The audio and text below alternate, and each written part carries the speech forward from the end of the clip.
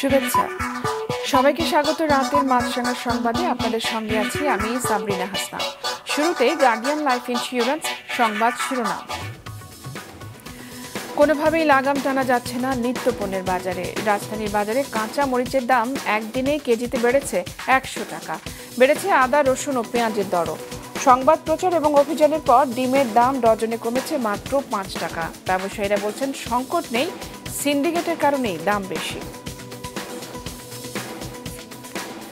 শিশুরাই হবে ভবিষ্যতের স্মার্ট বাংলাদেশের কারিগর, সবাইকে সেভাবেই প্রস্তুত হতে পরামর্শ দিয়েছেন প্রধানমন্ত্রী।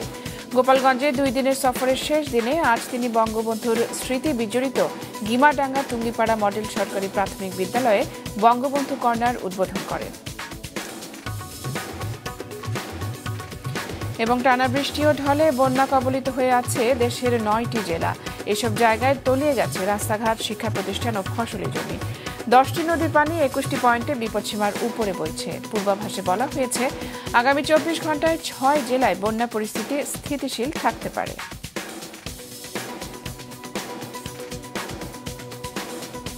দর্শক শুনছিলেন শিরোনাম, এবারে বিস্তারিত। কোনো কিছুতেই লাগাম টানা যাচ্ছে না নিত্য পণ্যের বাজারে। এরই মধ্যে রাজধানীর বাজারে কাঁচা মরিচের দাম কেজিতে বেড়েছে 100 টাকা। বেড়েছে প্রায় সব সবজির দামও। সপ্তাহের ব্যবধানে ডিমের বাজার নিম্নমুখী, তবে ডজনে কমেছে মাত্র 5 টাকা। সুলতান মাহমুদের তোলা ছবিতে মাহমুদুল হাসানের রিপোর্ট। মোহাম্মদ মোস্তফা রাজধানীর বনানী কাঁচা বাজারে তার ডিমের দোকানের বয়স 35 বছরেরও বেশি। ব্যবসার শুরুতে ডিম বিক্রি করতেন মাত্র 10 টাকা হালিতে, এখন যা 45 থেকে 50-এর ঘরে। ডিমের ব্যবসার আদ্যপান্ত সব জানলেও অস্বাভাবিক দাম বৃদ্ধির কারণ জানা নেই তার। এখন পরিচিত ক্রেতা দেখলেই মোস্তফার মতোই অস্বস্তিতে পড়েন অন্য সব ডিম বিক্রেতাও। একটা 210 টাকা উৎপাদন করে, তারপরে তারা খরচ আছে, তাহলে এটা তো তাদের তো একটা মুনাফা আছে। আবার এটা থেকে মিডিয়ার আনতেছে, মিডিয়ার আইন না আরো দ্বারা করে দিতেছে, আরো দ্বারা থেকে আমরা পাইতেছি। লোকাল যে ফার্মগুলি আছে এই ফার্মগুলি অনেকে বন্ধ হয়ে গেছে। বন্ধ হয়ে যাওয়াতে ডিমের দাম এমন বেশি।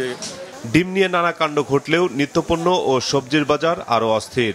রাজধানীর বিভিন্ন বাজারে গতকালও কাঁচা মরিচ ছিল 180 থেকে 200 টাকা কেজি দরে, যা আজ 280 থেকে 300 টাকা। বেড়েছে আদা, রসুন ও পেঁয়াজের দরও। ব্যবসায়ীরা বলছেন সংকট নেই, শুধু সিন্ডিকেটের কারণে দাম বাড়তে। আমরা জিজ্ঞেস করি কি জন্য বাড়ে, কয় যে মালের আমদানি কম, বৃষ্টি বাদল, এই জন্য মালের দামটা বাড়তেছে। বড় বড় যাই ব্যবসায়ীগুলো আছে ওরা সব জায়গায় মাল কিনে রেখে দিচ্ছে, বিভিন্ন জায়গায় মাল সংকট দেখায়, আসলে মাল কিন্তু ঠিকই আছে। মনে হয় ওরা কোনো সিন্ডিকেটে পড়ে গেছে।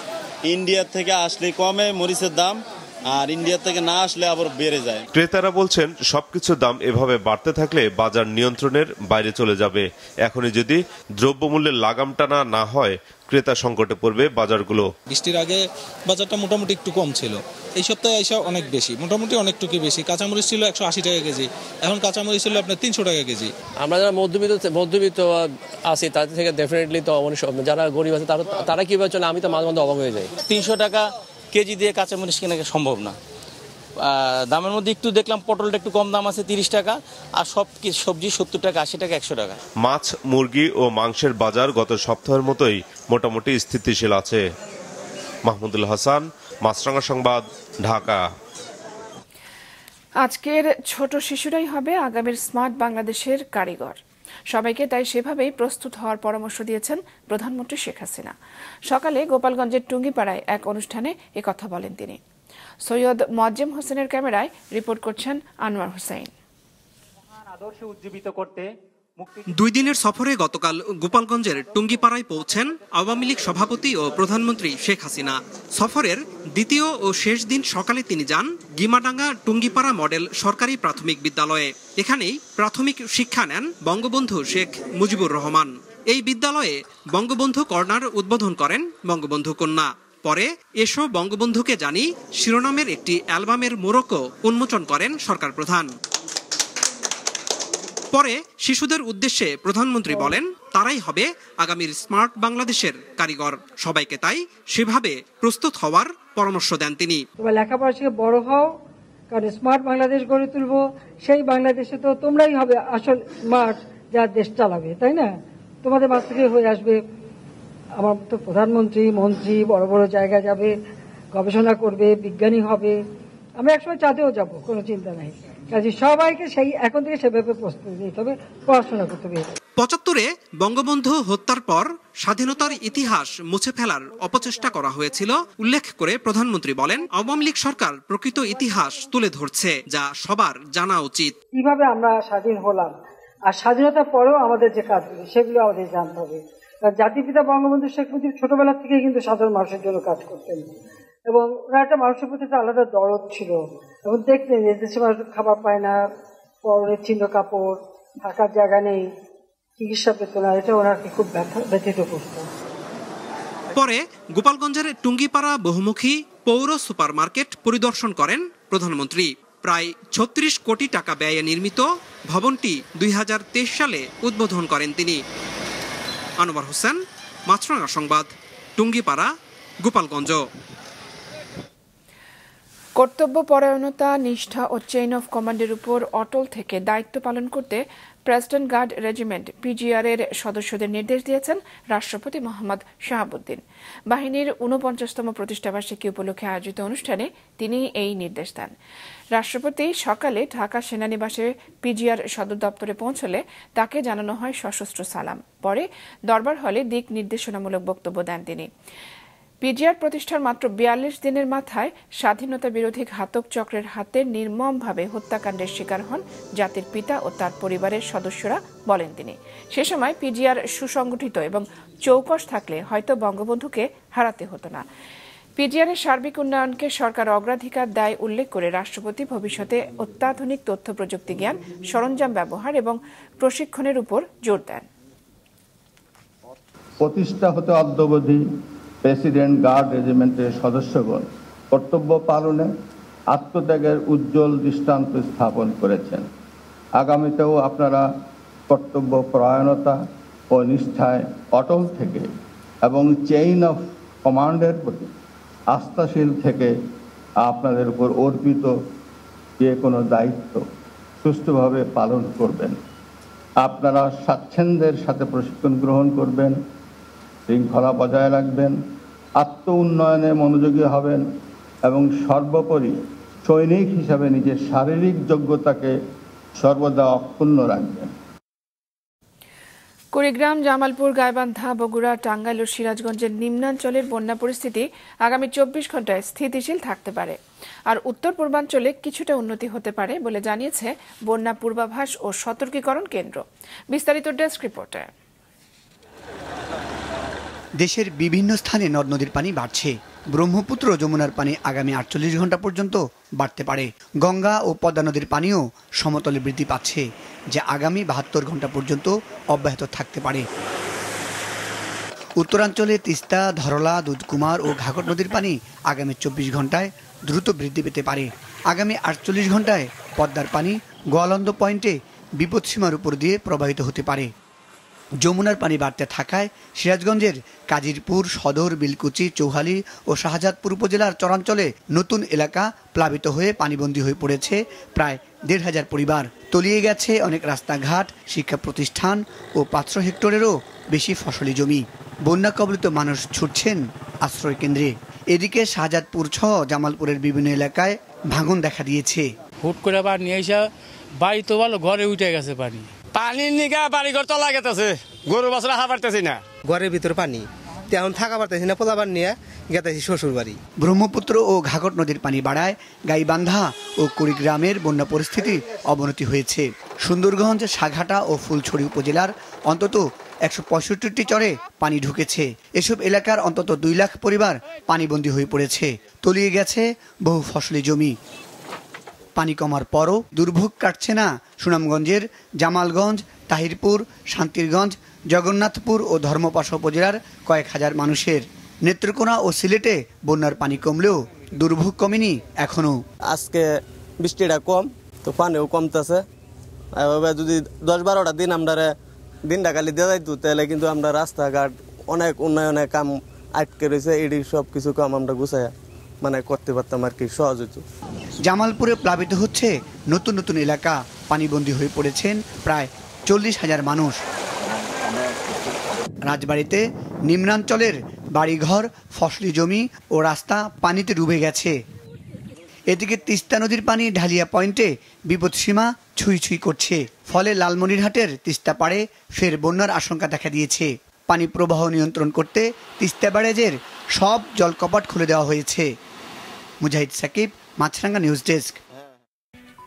ভারত চীন দুই দেশের সঙ্গেই বাংলাদেশ কৌশলগত সম্পর্ক রেখেছে বলে মন্তব্য করেছেন সাবেক পররাষ্ট্র সচিব অধ্যাপক শহীদুল হক। বাংলাদেশ দুদেশের কাছে নিরাপদ বলেও মন্তব্য করেন তিনি। সকালে রাজধানীর গুলশানে বাংলাদেশ ভারত চীন সম্পর্ক নিয়ে এডিটর্স গিল্ডের আলোচনায় তিনি এসব কথা বলেন। ৭১-এ চীনের বিরোধিতা থাকলেও পরবর্তীতে তারা নিজেরাই সম্পর্ক উন্নয়ন করেছে বলে জানান সাবেক পররাষ্ট্র প্রতিমন্ত্রী শাহরিয়ার আলম। আলোচকরা বলেন, গেল 15 বছরে বড় রাষ্ট্রগুলোর সঙ্গে বাংলাদেশ ভালো সম্পর্ক তৈরি করতে পেরেছে। সম্প্রতি বাংলাদেশের ভেতর দিয়ে ভারতের রেল চলাচলের বিষয়টি নিয়েও আলোচনা হয়, সেটি এখনও চূড়ান্ত হয়নি বলে জানান শাহরিয়ার আলম। এদিকে তিস্তা বাঁধ প্রকল্প বাস্তবায়নে আবারও টেকনিক্যাল কমিটি হওয়ায় সমালোচনা করেন অধ্যাপক আইনুন নিশাত। ভারতের সাথে যে এমওইউ স্বাক্ষরিত হয়েছে, বিশেষ করে রেলের ক্ষেত্রে there are a couple of points mentioned যে এই পয়েন্ট থেকে সেই পয়েন্টে যাবে, এবং বাংলাদেশও ভারতের মাটির উপর দিয়ে নেপাল এবং ভুটানের বর্ডার বা যতদূর রেল লাইন আছে বা করা যায় ভবিষ্যতে সেই অংশটুকুতে তারা কাজ করতে পারবে। তো এখানে কোনো অ্যাম্বিগুইটি নেই, এবং বলা হয়েছে যে জুলাই থেকে চালু হয়ে যাবে না, সেটারও কোনো সম্ভাবনা নেই। কারণ হচ্ছে ট্রায়াল হবে 3টি, সেই 3টা ট্রায়ালের উপরে বেস করে ফাইনাল এগ্রিমেন্টের দিকে দুটো সরকার যাবে, এবং সেখানে বলা আছে যে 6 মাসে অন্তত একবার কমিটি বসবে। এই দুটো দেশের সাথে বাংলাদেশের একটা স্ট্র্যাটেজিক রিলেশনশিপ আছে। স্ট্র্যাটেজিক রিলেশনশিপ হলো 360 ডিগ্রি রিলেশনশিপ, যে সব বিষয়ে আলোচনা হবে, সব বিষয়ে গুরুত্ব পাবে এবং সব বিষয়ে সম্পর্ক তৈরি হবে।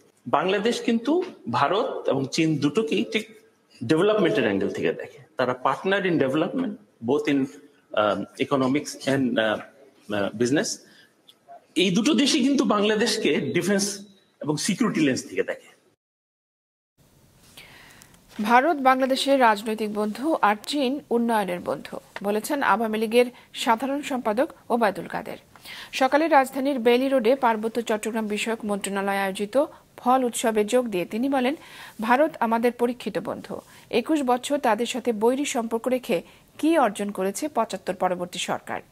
এখন ভালো সম্পর্ক আছে বলেই সীমান্ত সমস্যার সমাধান, সমুদ্র সীমা অর্জন এবং ছিটমহল সমস্যার সমাধান করা গেছে বলেন তিনি।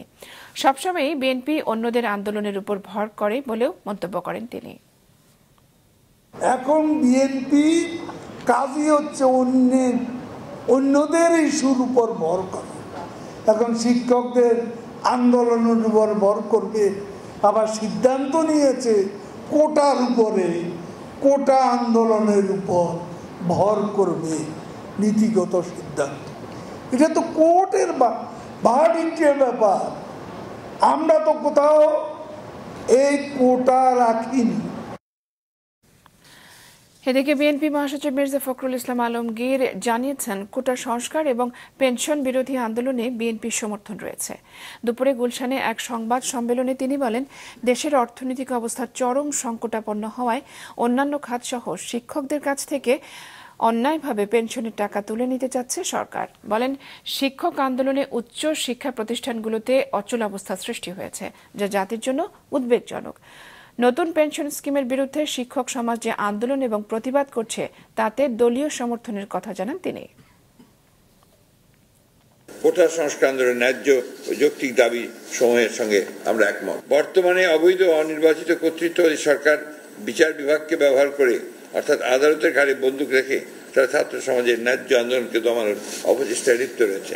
আমরা আশা করি সরকার সময় থাকতে ছাত্র সমাজের যৌক্তিক ও ন্যায্য দাবি সমূহ মেনে নেবে।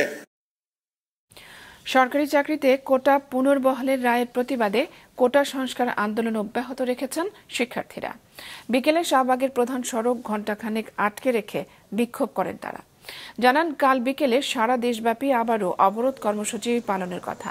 আন্দোলনকারীরা বলেছেন, মুক্তিযোদ্ধাদের সন্তানরা কোটা সুবিধা পেতে পারেন, তবে তাদের নাতি নাতনিদের জন্য তা গ্রহণযোগ্য নয়। তারা বলছেন, আদিবাসী ও সমাজের পিছিয়ে পড়া জনগোষ্ঠীর জন্য যৌক্তিক কিছু কোটা থাকতে পারে, তবে এখনকার মতো ঢালাওভাবে নয়। আদালতের রায় পুনর্বিবেচনারও অনুরোধ জানান তারা। বর্ষাকালে খননের অনুমতি না পেয়ে চুরি করে রাস্তা খনন করছে ওয়াসা ও তিতাস, জানিয়েছেন ঢাকা দক্ষিণ সিটি কর্পোরেশনের মেয়র শেখ ফজলে নূর তাপস। সকালে ঢাকা রিপোর্টার্স ইউনিটি আয়োজিত সংলাপে প্রধান অতিথির বক্তব্যে তিনি বলেন, হোক সরকারি বা বেসরকারি, ভূমিদস্যুদের আগ্রাসন বন্ধ করতে পারলে ঢাকা শহর জলাবদ্ধতা মুক্ত হবে, খাল থাকবে দখলমুক্ত। মেয়র বলেন, বক্স কালভার্টের কারণে ধোলাই খাল পুরোটা পুনরুদ্ধার করা সম্ভব হচ্ছে না, কিন্তু একটা অংশে নান্দনিক পরিবেশ সৃষ্টি করা হবে। 2009 সালে পিলখানায় নিরাপত্তার কথা বলে সব নর্দমার মুখ বন্ধ করে দেওয়া হয়। তারপর থেকে নিউ মার্কেট এলাকায় জলাবদ্ধতা, গত বছর যা ভয়াবহ রূপ নেয়।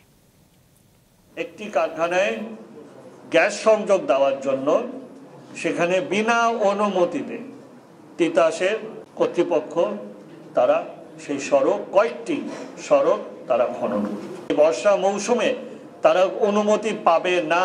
আমরা যখন কঠোর হই, না হলে তখন তারা এই চুরি করে এভাবে আমাদের সড়কগুলো ধ্বংস করেন। সারা দেশে কেবল টিভি ডিজিটাল পদ্ধতি চালুর পাশাপাশি অধিক সংখ্যক স্যাটেলাইট চ্যানেল দেখানোর অনুমতি সহ এ সংক্রান্ত নীতিমালার সংশোধনের দাবি জানিয়েছে কেবল অপারেটর্স অ্যাসোসিয়েশন অব বাংলাদেশ। দুপুরে জাতীয় প্রেস ক্লাবে সংবাদ সম্মেলনে সংগঠনটির সভাপতি ABM সাইফুল হোসেন বলেন, খাতটি এখন লোকসানের মুখে, তাই এই খাতের লাইসেন্স ব্যয় কমানোর পাশাপাশি ওটিটি প্ল্যাটফর্ম এবং IPTV সহ নানাভাবে অবৈধভাবে টিভি প্রচার অবিলম্বে বন্ধ করার দাবি জানান তিনি। আগামী 15 জুলাইয়ের মধ্যে এসব দাবি না মানা হলে পরবর্তীতে কঠোর পদক্ষেপ নেওয়ার হুঁশিয়ারি দেন তিনি।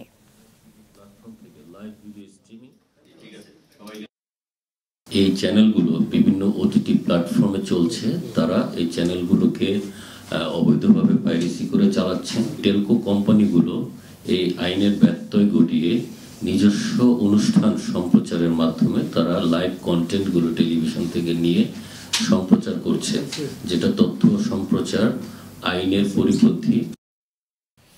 নারায়ণগঞ্জের রূপগঞ্জে সাবেক আইজিপি বেনজিরের ডুপ্লেক্স বাংলো বাড়িটি আদালতের আদেশে জব্দ করেছে নারায়ণগঞ্জ জেলা প্রশাসন ও দুদক। বিকেলে রূপগঞ্জে আনন্দ হাউজিং সোসাইটির পাশে 20 কাঠা জমির উপর নির্মিত বাংলোটি জব্দ করা হয়। এ সময় অতিরিক্ত জেলা প্রশাসক শফিকুর আলম জানান, বাংলোটি জব্দ করা হলেও প্রধান দরজায় ফিঙ্গারপ্রিন্ট লক থাকায় ভিতরে প্রবেশ করা যায়নি। পরে বাইরে থেকে বাড়িটি সিলগালা করে দেওয়া হয়েছে। সাবেক আইজিপি বেনজির আহমেদের নারায়ণগঞ্জে আর কোনো সম্পদ আছে কিনা তা খোঁজ নেওয়া হচ্ছে বলে জানান দুদকের উপপরিচালক। জায়গাটা সিলগালা করে দেওয়া হয়েছে ভবনটি। আমরা এর পরবর্তীতে এসে এইটা যে কমিটি একটা গঠন করা হয়েছে জেলা প্রশাসক স্যারের নির্দেশক্রমে, সেই কমিটির সিদ্ধান্ত মোতাবেক আমরা পরবর্তীতে এখানে ব্যবস্থা গ্রহণ করব। আপাত দৃষ্টিতে আমরা 2 তলা একটি ভবন পেয়েছি। কিছু পেট অ্যানিমেল আছে, যেমন কুকুর এবং পাখি দেখা গেছে। এখানে নিরাপত্তা প্রহরী যিনি 2 জন এখানে আছে তাদেরকে রাখা হলো। পাশাপাশি আমরা স্থানীয় মেম্বারের জিম্মায় আগামী সোমবার পর্যন্ত তার জিম্মায় এটা রাখা হলো। এরপরে আমরা কমিটি কর্তৃক কর্মপন্থা নির্ধারণ করে পরবর্তী ব্যবস্থা গ্রহণ করব। রপ্তানির বিপরীতে সরকারের নগদ সহায়তা অব্যাহত রাখার দাবি জানিয়েছে টেক্সটাইল মিলস অ্যাসোসিয়েশন। সকালে রাজধানীর কারওয়ান বাজারে BTMA কার্যালয়ে আয়োজিত সংবাদ সম্মেলনে তারা বলে, স্বল্পোন্নত দেশ থেকে উন্নয়নশীলে উত্তরণের আগে সরকারি খাতকে প্রস্তুত করতে ধাপে ধাপে প্রণোদনার হার কমাচ্ছে সরকার। BTMA বলছে, গেল 3 বছর ধরে গ্যাস বিদ্যুৎ সংকটে চরমভাবে ব্যাহত হচ্ছে উৎপাদন প্রক্রিয়া। 1 মাস ধরে যা নেমে এসেছে প্রায় অর্ধেকে। এমন অবস্থায় প্রণোদনার হার কমানো হলে এই শিল্পের টিকে থাকা কঠিন হবে। এবার আন্তর্জাতিক। যুক্তরাজ্যের নতুন মন্ত্রিসভা গঠন করেছেন নতুন প্রধানমন্ত্রী লেবার নেতা কিয়ের স্টারমার। অ্যাঞ্জেলা রেনারকে উপপ্রধানমন্ত্রী করা হয়েছে।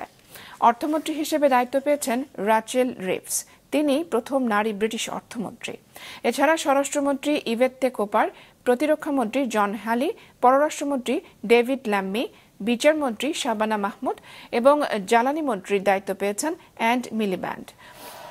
নতুন মন্ত্রিসভা ঋষি সুনাকের মন্ত্রিসভার চেয়ে জাতিগতভাবে কম বৈচিত্র্যময় হওয়ায় শুরুতেই সমালোচনার মুখে পড়েছেন স্টারমার।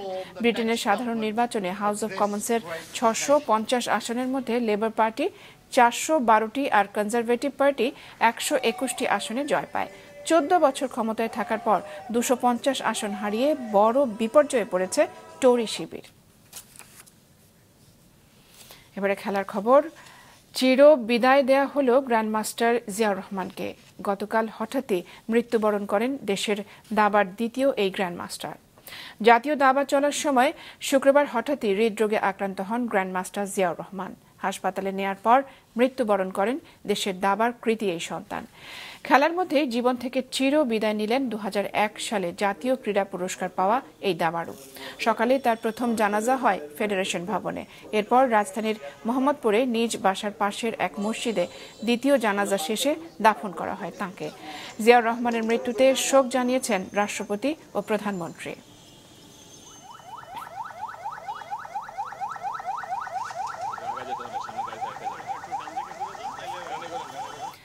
রাতের সংবাদ শেষ করছি, তার আগে গার্ডিয়ান লাইফ ইন্স্যুরেন্স সংবাদ শিরোনামগুলো জানিয়ে দিচ্ছে আরও একবার। বাজার লাগামহীন একদিনে কেজিতে মরিচের দাম বেড়েছে 100। আদা, রসুন ও পেঁয়াজের দরও বাড়তি, সিন্ডিকেটই কারণ বলছেন খোদ ব্যবসায়ীরা। আগামীর স্মার্ট বাংলাদেশের জন্য শিশুদের গড়ে তোলার নির্দেশ প্রধানমন্ত্রীর। জাতির পিতার ছেলেবেলার স্কুলে বঙ্গবন্ধু কর্নার উদ্বোধন। এবং বৃষ্টি ও ঢলে বন্যা কবলিত দেশের 9 জেলা, তলিয়ে গেছে রাস্তাঘাট, শিক্ষা প্রতিষ্ঠান ও ফসলি জমি। 10 নদীর পানি 21 পয়েন্টে বিপদসীমার উপরে। এই ছিল এখনকার মতো। ফেসবুকে আপডেট পেতে ভিজিট করুন মাছরাঙা টেলিভিশনের পেজে। ইউটিউব চ্যানেলেও দেখতে পারেন আমাদের সংবাদ, প্রতিবেদন এবং অনুষ্ঠান। দর্শক, রাস্তার ধুলো এবং ধোঁয়া ফুসফুসের ক্ষতির কারণ হতে পারে, তাই জীবাণু ও ফুসফুসের সংক্রমণ থেকে সুরক্ষিত থাকতে ব্যবহার করুন ফেস মাস্ক। এতক্ষণ সঙ্গে থাকার জন্য ধন্যবাদ।